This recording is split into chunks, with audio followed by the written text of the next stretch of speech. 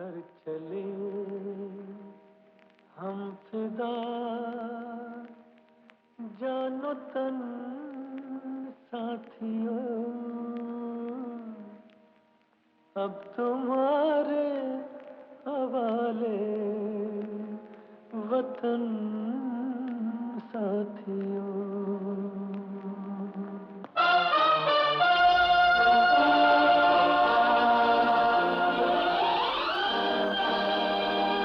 कर चले हम फिदा जानो तन साथियों, अब तुम्हारे हवाले वतन साथियों। कर चले हम फिदा जानो तन साथियों, अब तुम्हारे हवाले वतन साथियों।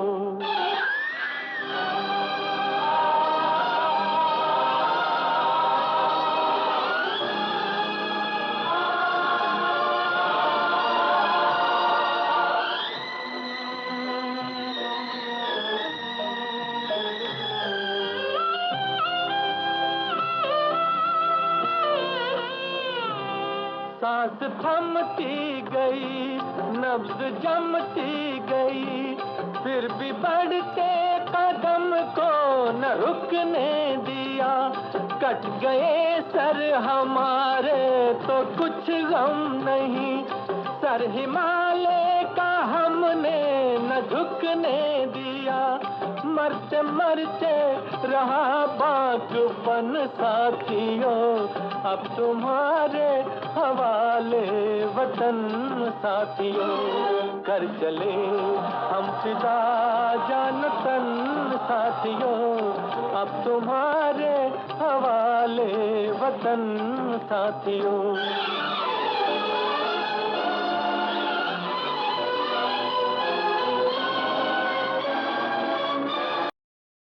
सर पूरा बाएं की ओर स्काईलाइन पर ले जाएं तो दो नोकीली चोटियां दिखाई देंगी। दाहिने वाली नोकीली चोटी नाम टाइगर हिल, टाइगर हिल से बाएं की ओर बढ़ता हुआ स्पर, उसी स्पर पर दूसरी नोकीली चोटी नाम राइनो हॉर्न। टाइगर हिल और राइनो हॉर्न के बीच चंद एक पोस्ट है जो यहाँ से दिखाई नहीं देते, जिनके नाम इस प्रकार है: इंडिया गेट, हेलमेट टॉप, शिवलिंग पोस्ट और रॉकी नॉब। वापस राइनो हॉर्न। राइनो हॉर्न से बाएं की ओर बढ़ता हुआ स्पर, सबसे बाएं वाला ऊंचा टॉप जो फार डिस्टेंस पर दिखाई दे रहा है, नाम 0.4875। 0.4875 को हम बत्रा टॉप के नाम से भी जानते हैं, क्योंकि कैप्टन विक्रम बत्रा यहाँ दुश्मनों से लड़ते हुए वीरगति को प्राप्त हुए थे। आप लोग जिस रास्ते से आए हैं उसे NH1 के नाम से जाना जाता है।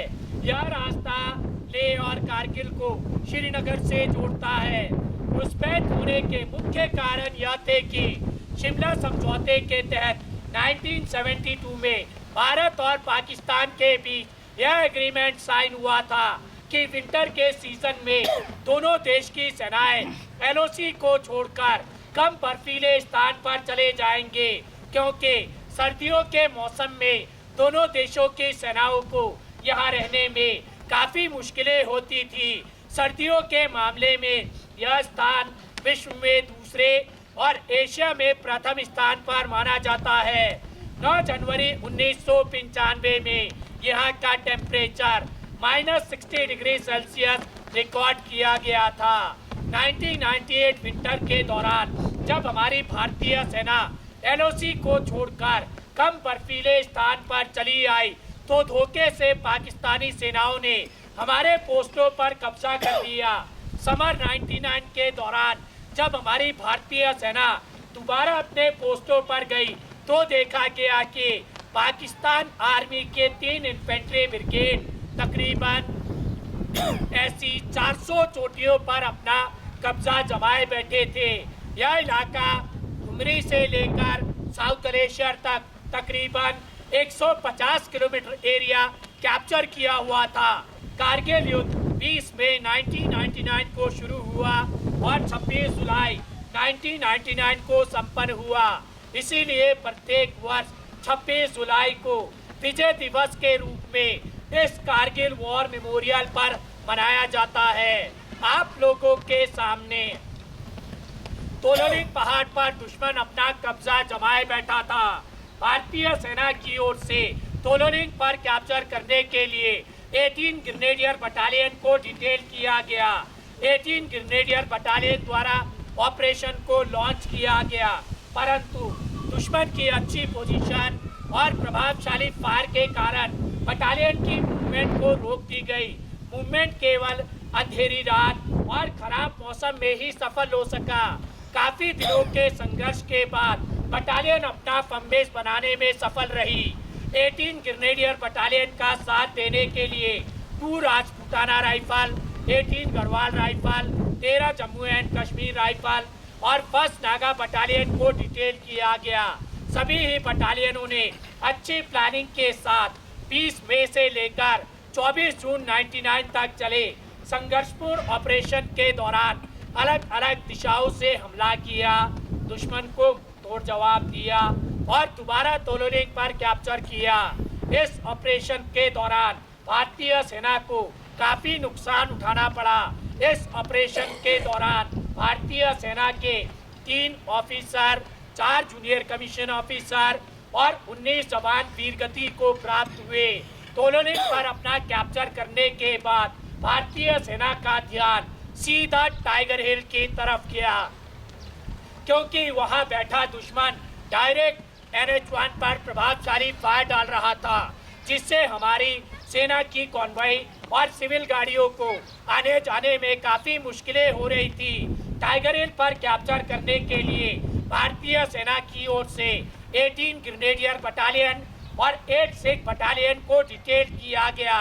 दोनों ही बटालियनों ने अच्छी प्लानिंग के साथ 2 जुलाई से लेकर 11 जुलाई 99 तक चले संघर्षपूर्ण ऑपरेशन के दौरान तीनों दिशाओं से हमला किया और दोबारा टाइगर हिल पर कैप्चर किया।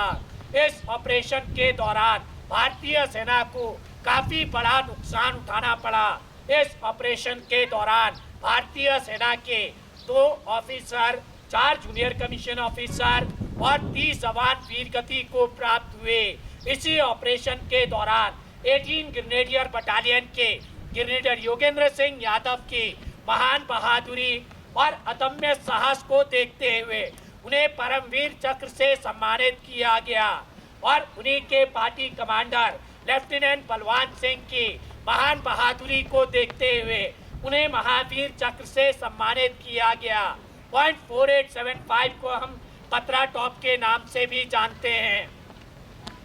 कैप्टन विक्रम बत्रा की महान बहादुरी को देखते हुए उन्हीं की battalion 13 Jammu and Kashmir rifle को पॉइंट 4875 पर कैप्चर करने के लिए डिटेल किया गया और उसी के दूसरे फीचर पिंपल 1, पिंपल 2 और वेलपेट पर कैप्चर करने के लिए 17 जाट बटालियन को डिटेल किया गया और ट्विन बम पर कैप्चर करने के लिए 2 नागा बटालियन को डिटेल किया गया।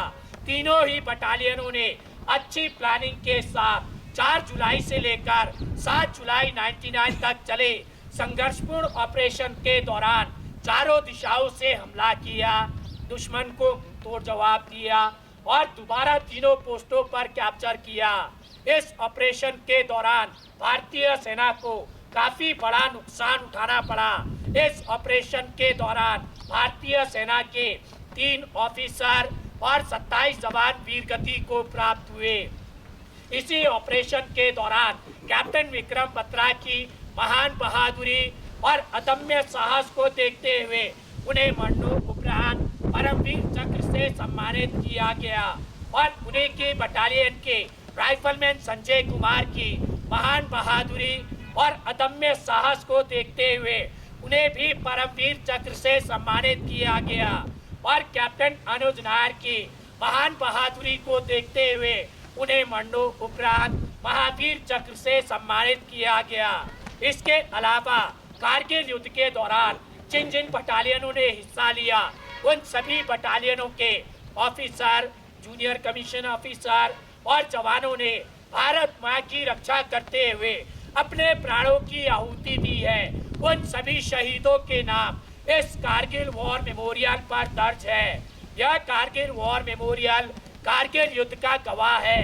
इस पूरे कारगिल ऑपरेशन के दौरान हमारी भारतीय सेना के 559 सैनिक शहीद हुए और 1536 सैनिक घायल हुए।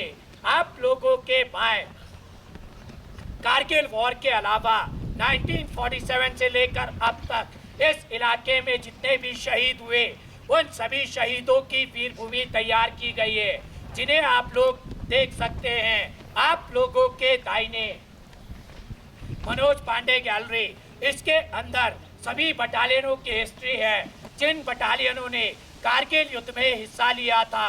ऑपरेशन विजय के फोटोग्राफ और पाकिस्तान आर्मी के कैप्चर किए गए हथियार, अम्युनिशन, डॉक्यूमेंट, जिन्हें आप लोग देख सकते हैं। आप लोगों के सामने national flag foundation of India द्वारा 26 जुलाई 2012 को विजय दिवस की 13वीं वर्षगांठ पर उपहार स्वरूप भेंट किया गया था। इन शहीदों के बलिदान को किन्हीं भी शब्दों में बयान नहीं किया जा सकता। हम इन्हें सलाम करते हैं, ये देश इन्हें सलाम करता है। अंत में मैं आप सभी लोगों से यही गुजारिश करना चाहूँगा कि आओ झुककर करें सलाम उन्हें जिनके मुकद्दर में ये मुकाम लिखा होता है। बड़े ही खुशकिस्मत है वे लोग जिनका लहू वतन के काम आता है। जय हिंद। जय हिंद। भारत माता की।